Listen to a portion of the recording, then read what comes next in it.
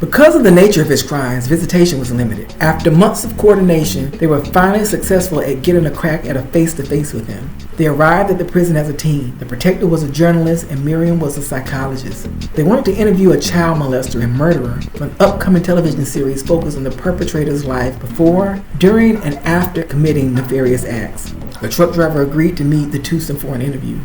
Mr. Birch began by pouring out his current view of his previous actions. I deserve to be punished. What I did to those children is unforgivable. Do the parents want anything else from me?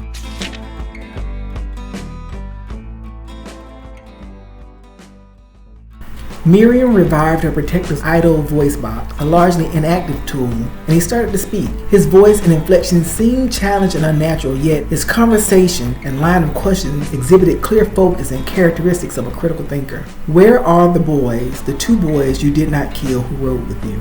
Boys? I've told the authorities everything. There were only 4 children. The journalist looked at the psychologist and shook his head. He confirmed that Mr. Birch knew nothing.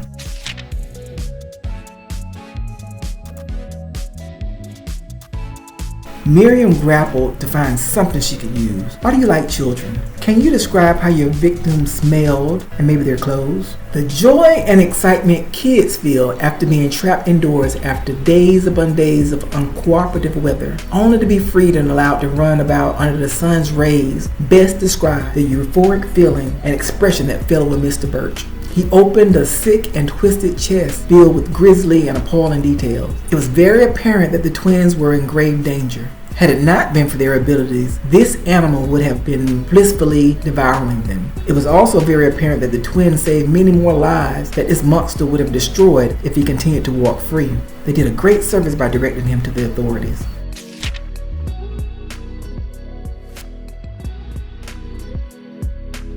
Tell me about where you met these children. Is there a region or area you focused on?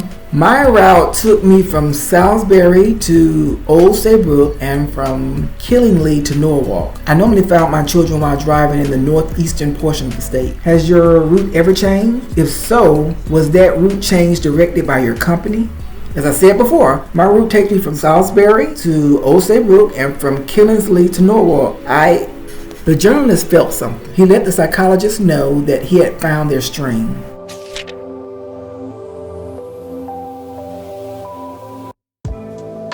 The duo had found their lead. They needed to dig a little more into this line of questioning if there was any hope of getting a new clue. By this point, the boys had taken 2 conveyances. They could have changed any number of more time. Time was wasting.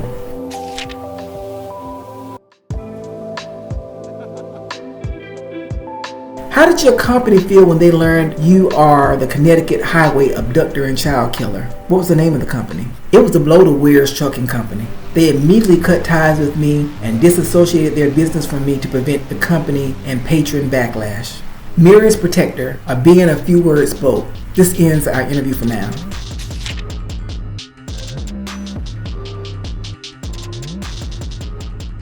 Miriam and her protector visited the recently renamed company Payload, formerly Wares. The detective pair explained that there was evidence of 2 additional children who came into contact with the Connecticut Highway abductor and child killer. They further explained that the 2 boys had been missing for over 7 years. In order to completely exclude the possibility of his involvement, they asked to see Mr. Birch's vehicle log for 16 weeks prior to him turning himself in up through the day he confessed. They also requested to see what his projected schedule was supposed to be had he not made his dreadful revelation. Ultimately, they needed to know what was expected of him and to see his patterns.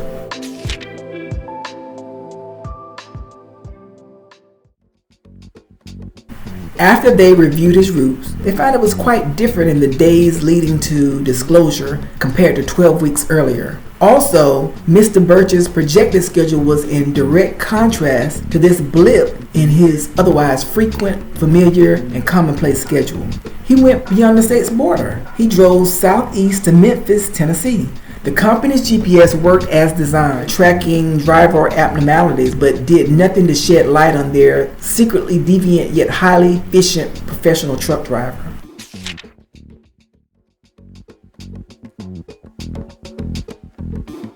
We've either found the yellow eye or at least have a better track on their path that will eventually lead us to him.